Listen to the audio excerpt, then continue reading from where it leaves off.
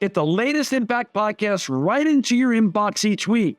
Subscribe by entering your email address at impactpodcast.com to make sure you never miss an interview. This edition of the Impact Podcast is brought to you by ERI. ERI has a mission to protect people, the planet, and your privacy, and is the largest fully integrated IT and electronics asset disposition provider and cybersecurity-focused hardware destruction company in the United States, and maybe even the world. For more information on how ERI can help your business properly dispose of outdated electronic hardware devices, please visit eridirect.com. This episode of the Impact Podcast is brought to you by Closed Loop Partners.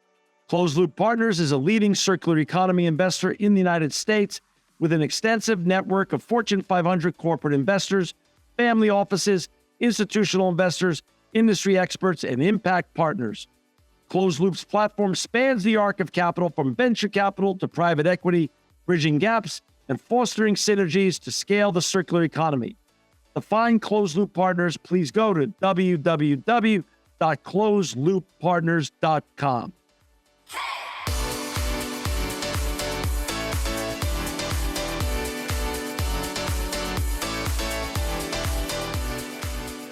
Welcome to another edition of the Impact Podcast. I'm John Shigerian. I'm so honored to have with me my longtime friend, Jim Beach. He's the author of the Real Environmentalist book and the host of the School for Startups Radio. This is the book we're going to be talking about today, but first we're going to talk about Jim Beach. Welcome to the Impact Podcast, Jim. John, thank you so much for having me. It's an honor to see you today.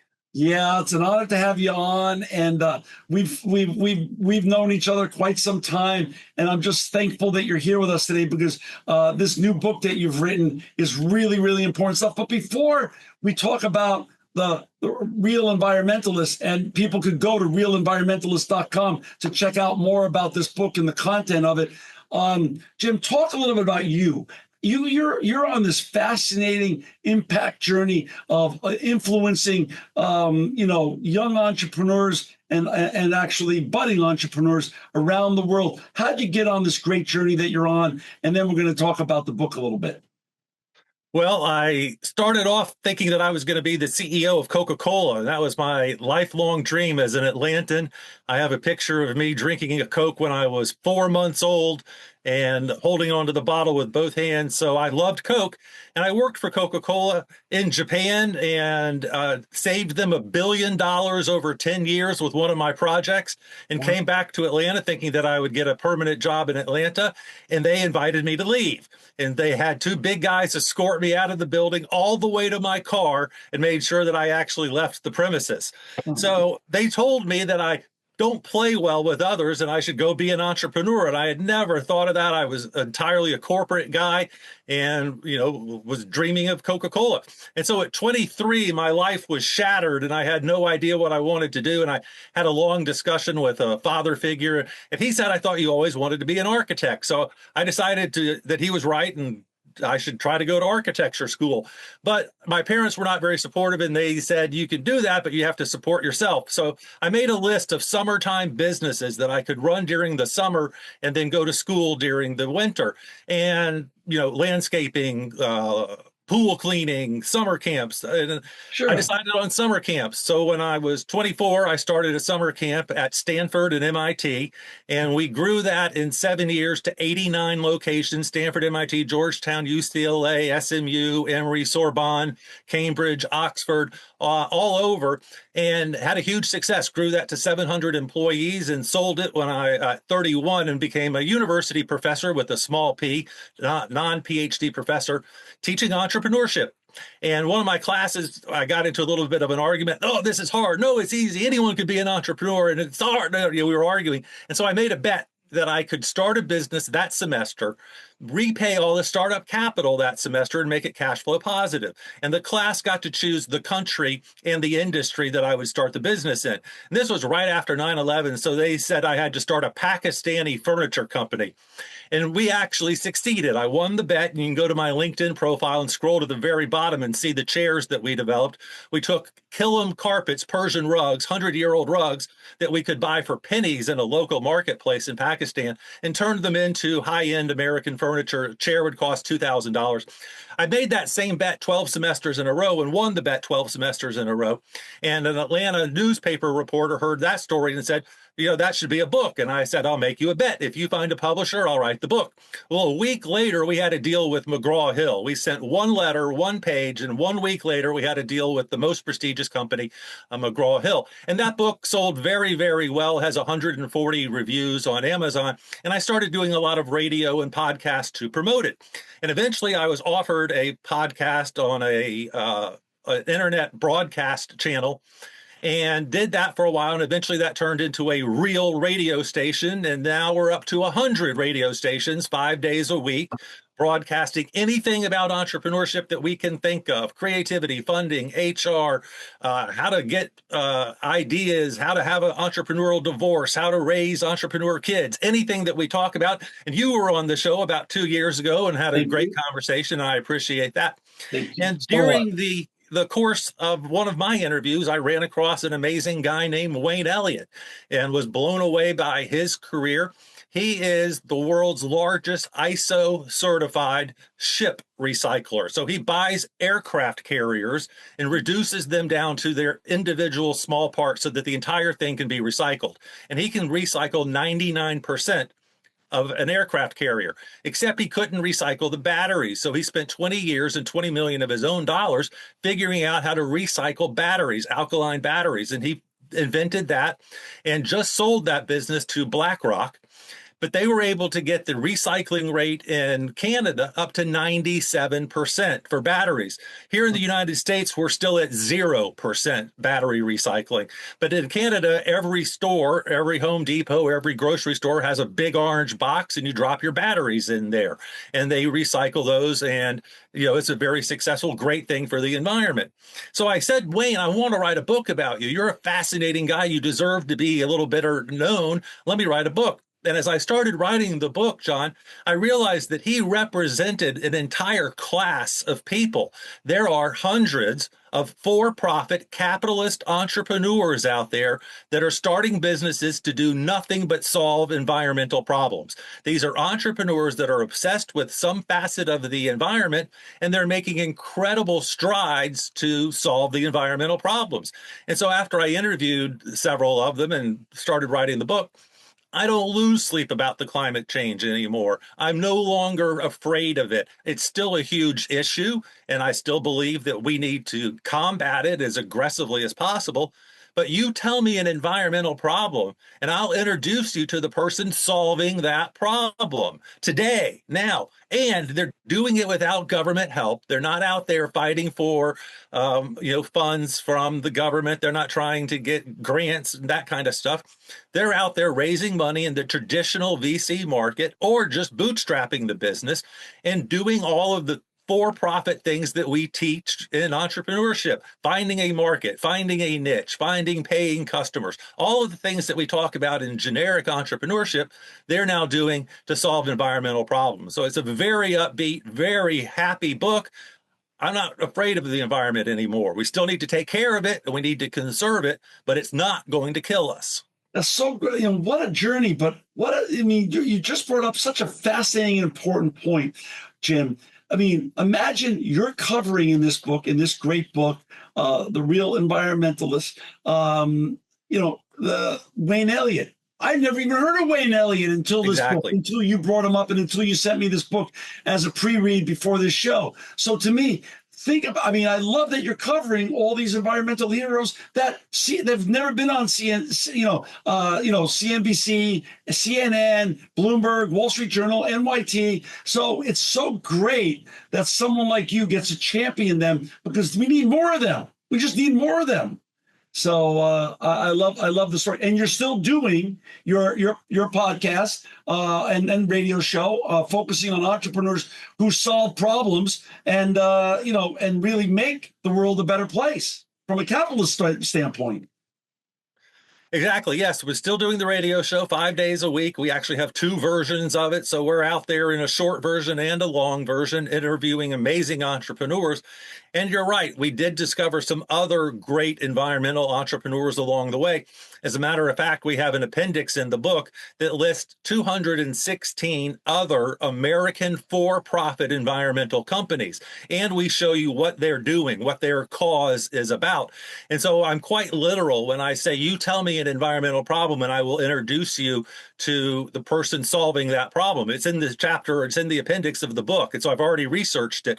And it's incredibly encouraging that there's hundreds of American companies out there following this same model and making the environment better, all parts of it. So another great entrepreneur in the book is a guy named Gator. That's his real name, Gator Halpern. He figured out how to grow coral 50 times faster than God can grow it. So he can go into a coral reef and replace the reef overnight, can go to a resort and give them a reef overnight. And the idea that the Great Barrier Reef is going to disappear, I've actually been diving on the Great Barrier Reef, and I know not to touch it, and everyone else does now too, but there has been damage. But people like Gator can solve the problem. Another name that none of us have ever heard of, an incredible solution. He's down there in the Bahamas growing coral in big tanks all around his facility, ready for the next installation. So it's an incredibly exciting story. Go back to Wayne Elliott. That was, again, many of the stories you cover in the book were so-called historically known as, I'm going to put in quotes, air quotes, dirty industries. Obviously, shipbuilding and ship deconstruction, dirty industry. How did Wayne Elliott make it make his recycling a responsible recycling process using ISO and other guidelines? How did he do it where nobody else could? Well, ship breaking is an incredibly concerning industry. There are no international rules, regulations, anything about what happens to a ship at the end of its life. And many of them are just sunk in the middle of the night and just disappear. Well, that's thousands of gallons of leftover oil and grease and asbestos and paint sunk to the bottom of the ocean. I'm more concerned about that than an island disappearing underwater overnight or gradually. I'm more concerned that we have thousands of ships that are just left to rot all over the world. And so Wayne saw this problem and started doing it with the highest level of quality from the beginning. He also built dry docks so that they can pull the entire ship and get it out of the water so that it doesn't leak into the water that way. And he decided to spend the money to get ISO certified. There was no incentive for him to do it. He just did it of his own accord because that's the kind of guy he is. He's 72 now. He's comes from that great generation where hard work is the number one value that you can have. He started working in a shipyard when he was 14 years old. He was acetylene torch certified at 14 in the bowels of a ship, cutting it up with an acetylene torch. And he remembers the river when it was so dirty you couldn't swim in it. The joke was, of course, that you could walk across the river standing on the pollution.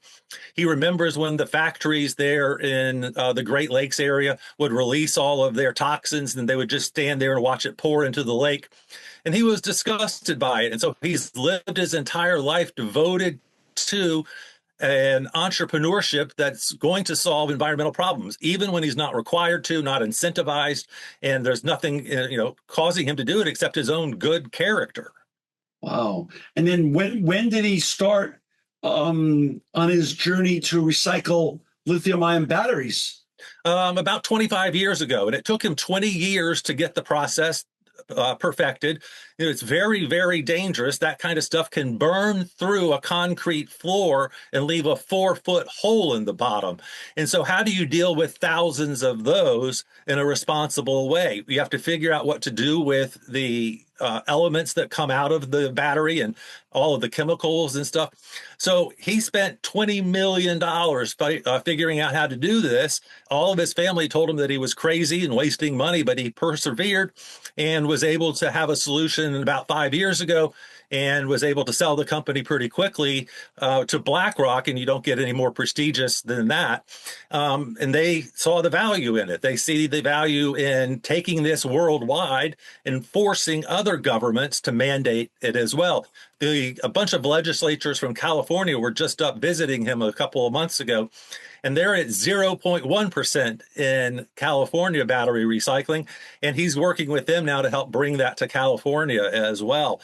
So hopefully here in the United States, we'll have some sort of mandate. I don't like government mandates, but if there's a mandate for us to be cleaner and that's going to save the environment, I will support that. Where does Wayne still deconstruct and recycle ships still? Does he still have that business? Yes, he's still there. One of his sons is running the business right now, and they're growing about 40% a year right now. Oh my gosh, that's awesome. Shout Well, out there's to thousands of ships to recycle. Of course. I mean, it makes so much sense. And like you said, I mean, what a great thing to have someone like him doing it responsibly instead of, like you said, these things just disappearing in the middle of the night, polluting our oceans on an ever ongoing basis, emitting all the toxicities that come out of all the things you mentioned: the oil, the gas, the best asbestos, and everything else nonsensical that shouldn't be at the bottom of an ocean. You mentioned Gator Halpern. Talk about some of your other favorites that are in this wonderful book, The Real Environmentalists. Well, let me tell you about Stephen Mays from UCSD, San Diego. He is an academic, and one of the things we argue in the book is that the academics need to stop worrying about who caused the problem and start worrying about cleaning up the problem. And Stephen was working on a project, and a company called out of the blue and said if he could help with a project of theirs. And he had never thought about working as an entrepreneur or a businessman, but he actually made a lot of money doing that. And he's now on his third environmental business. What he's doing right now is taking the backbone of chemicals. And I don't understand this. I'm not a chemist, but apparently all chemicals are held together with some sort of a backbone. And the cosmetics that we use today, the medicines that we use, the paint, the petroleum, the plastics are all made out of chemicals that have a petroleum spine that holds the chemicals together. He's figured out how to replace the petroleum spine with a spine made out of algae, which is 100% biodegradable. It doesn't create the microplastics that are accumulating in our brains and our blood systems. And there's that huge plastic bubble or blob floating around in the Pacific Ocean of plastic that's so big it's the size of Texas. There's a blob in the Pacific Ocean the size of Texas, and he's figured out how to eliminate petroleum from our products. Everything is made with petroleum. Everything is the basis of cosmetics, medicines, again, everything, paint. And he's figured out how to do that with algae. And so he is an algae professor. His specialty was algae. And here's the real kicker, John. After he was doing this, the dean came up to him and berated him for doing so much for-profit work. The dean said, "What are you doing? You're wasting your time. All we want you to do is publish and perish." And here's John. Here he is, Stephen, making tens and tens of millions of dollars with his entrepreneurship and saving the world. And his dean, the boss, is yelling at him. Wow. That's the hypocrisy that we have to beat out of the system. That is just incredible. So talk a little bit about your School for Startups. How many people you think you've interviewed over the years? Just rough number, just a macro number. For fun. 13 years times 5 days a week times 2 guests per show. I think are about 6,000 or so, somewhere around in there. We have a lot of young, budding, or even just other types of folks from all different age ranges that are aspiring entrepreneurs. What are the 3 greatest truths, 2 or 3 of the greatest truths you've learned for entrepreneurs to understand before they embark on their entrepreneurial journey that you could share with our audience? Well, there are 3 great ones. I'll start off with creativity. Creativity is perceived, the media tells us that it's an integral part of being an entrepreneur. 93%, John, 93% of businesses are copies of other existing businesses. McDonald's, Burger King, Chrysler, Hardee's, everyone makes a hamburger. There's nothing special about that. But if I open a new hamburger restaurant, I am an entrepreneur, even if I copied my recipe from someone else.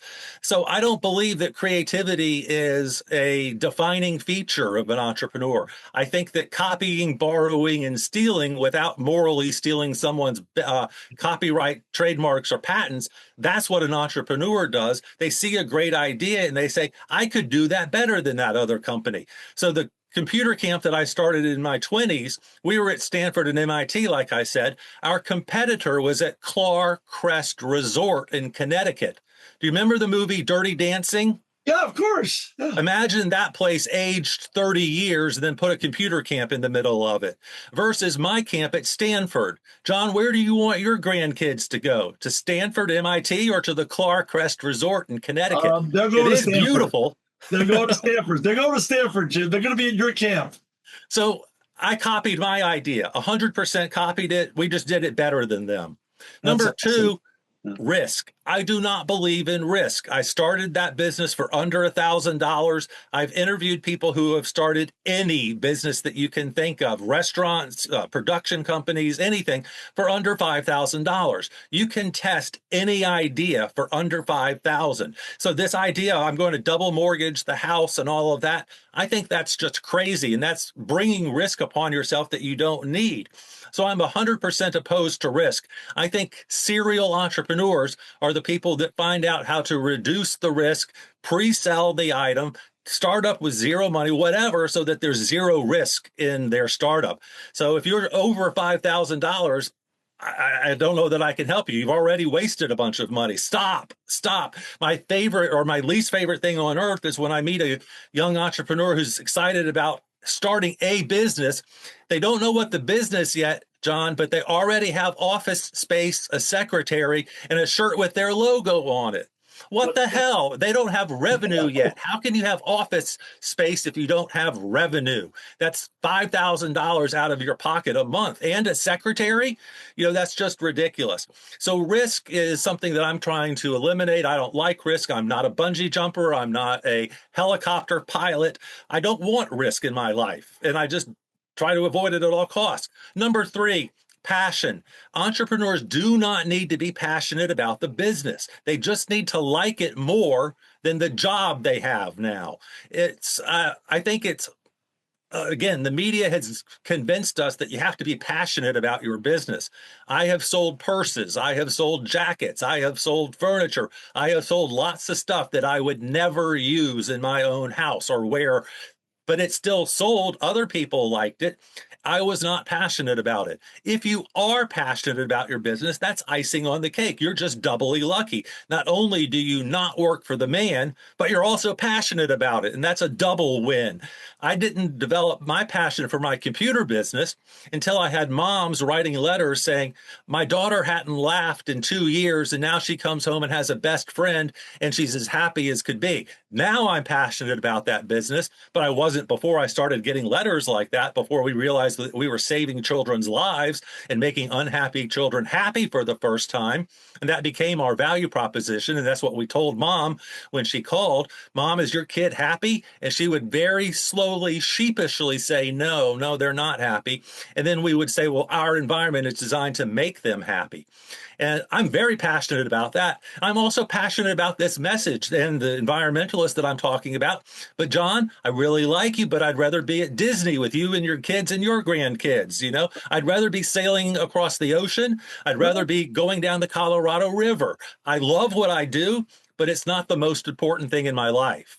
That's so great. So those are the three myths of entrepreneurship. And when you combine those, it's a wholly different model. You're copying someone else. You have a roadmap in front of you. You know you're not going to spend money unless you absolutely have to.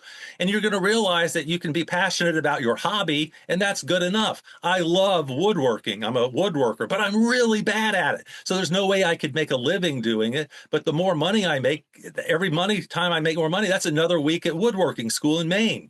Right. That's awesome. For our listeners and viewers who've just joined us, we've got Jim Beach with us. He's the author of the Real Environmentalist book. This is the book right here. And he's also the host for the School for Startups Radio. You can find Jim at realenvironmentalist.com and School for Startups Radio, which we're going to put, you don't have to pull your car over or stop doing what you're doing in the gym or walking your dog. We're going to put the links both to this wonderful book and of course to his School for Startups Radio, all in the show notes, so they'll all be there. Of course, you can also find this book on Amazon.com, BarnesandNoble.com, and all great bookstores wherever you live. Jim,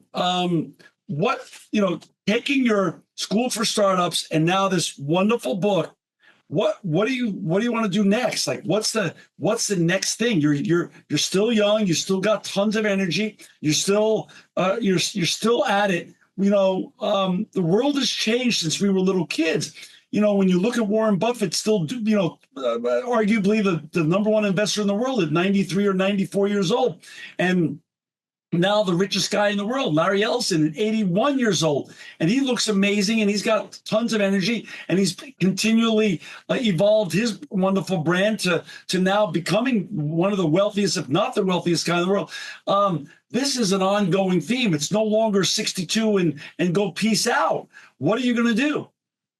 I actually have a bookshelf right next to me here on my left. And on that bookshelf, I have my business card, and on this particular business card are my goals for the year. And this is where I write them down every year, and I give my wife a copy so she can hold me accountable. But right here, it says my goals for the year. Yeah. I want to double the number of radio stations that I'm on. I'm writing book number 6 and 7 right now. The Environmentalist was book number 5.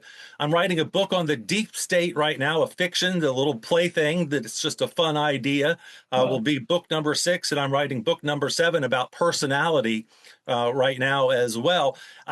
Once you've published one book, you realize that it's easy and you can do it. I've got 5 out now, 3 that I self-published after switching out of McGraw-Hill. And you realize there's a lot of things that you can write about. Once you've done it once, you keep getting new ideas much easier. Right. And so I have a lot of books that I want to write. I have my primary business I want to grow, and I'm still looking for another idea for myself. I'd love to run another big business myself. I have a couple of ideas that I'm pursuing sort of on the side, but I want one more business myself, and then to grow my radio show and have some more fun books out there. You're a great example of, again, lessons of entrepreneurship. Look at you, dreamed of being the CEO of Coca-Cola, which is awesome at such a young age for you to be dreaming that big, to work for Coca-Cola. Obviously, you go to Japan and you help them save $1 billion over 10 years. And then, which is part of the corporate world, they release you. After you all these good deeds and all your success, they release you when you come back. But you didn't fall on the canvas like all of us eventually end up on the canvas and then just cry for yourself. You demonstrated flexibility and resilience and got up off the canvas. And look at you now. Look at the success that you've created. And it wasn't the original dream. So sticking to the original dream is really the wrong way to be a great entrepreneur. To stay flexible and to stay resilient is just 2 other qualities that I see the great entrepreneurs just keep punching away, and they keep getting up and moving forward. I'm an incredible introvert, John. And now for a living, I do radio and public speaking as an introvert. And so one of the things that I love about entrepreneurship is that it forces you to use all of your talents that God gave you, to expand those talents. If he gave you a small kernel of the ability to speak in public, that you then nurture it and work on it so that you can get good at it, regardless of what your personality is. I interviewed a guy 2 or 3 months ago who said that introverts make the best salespeople, which is a really crazy idea, kind of convoluted, because they listen better. And the essence of sales is good listening. And so he's trying to promote more introverts to become salespeople. Being an entrepreneur is so much fun. It's so exciting, but it's also so good for you as a person. When you have bad things that happen, you have to learn to just, let the water wash off your back. I'm really good at dating because I'm really good at having people say no to me. I've been told no by so many girls that when a business says no to me, it's not a big deal. The next one will say yes, and so we have to learn to battle through bad times. The COVID period was horrible for our family. I lost both of my parents.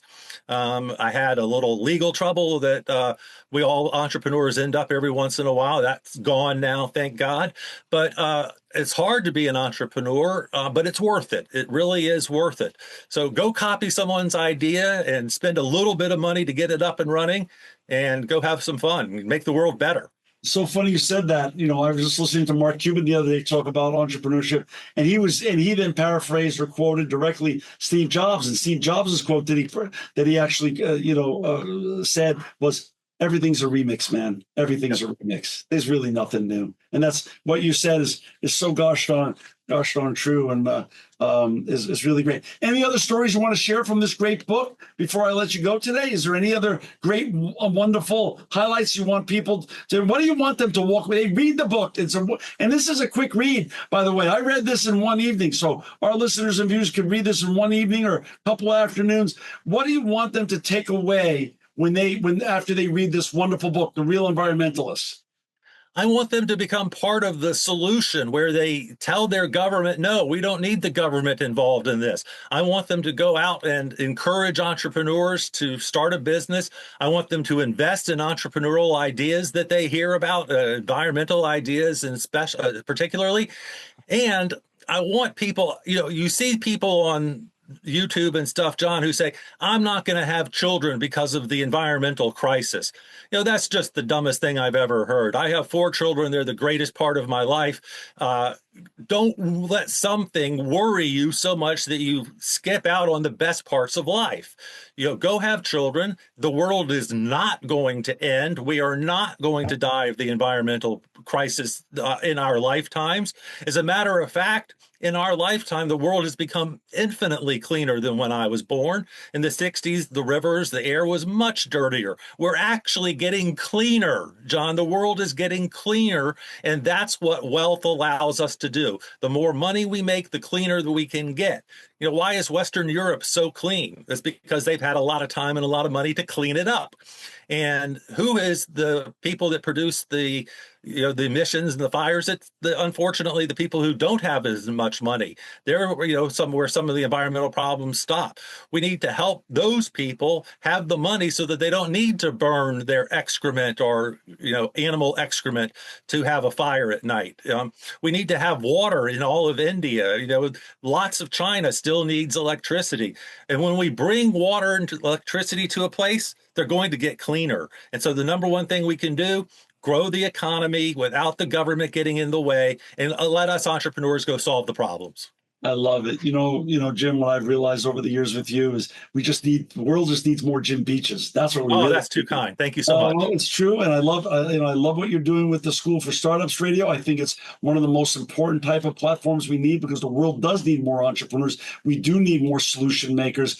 And to get further inspired, please read this great new book. It's a fast read, but it's an impactful read. The Real Environmentalists. Jim Beach, I not only thank you for the generosity of your time today to share this wonderful new book with our listeners and viewers. But thank you for all the work you do, and thank you for making the world a better place.